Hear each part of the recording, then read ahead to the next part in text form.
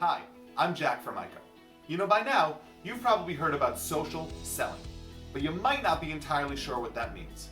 Social selling is relationship marketing, but delivered via an online platform, such as LinkedIn or Instagram or Facebook.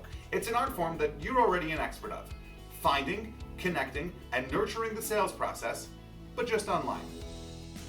So what should be on your social selling to-do list? Focus less on pushing product or the short-term gain. Your attention should be on educating people on what you can do for them while listening and hearing about what they might need from you. Get listed locally. The more sites that correctly list your business, the more likely you'll be found by prospective customers. Double check your listings on HomeAdvisor, HomeStars, and Google My Business. Get social. Just having an account or a landing page isn't enough.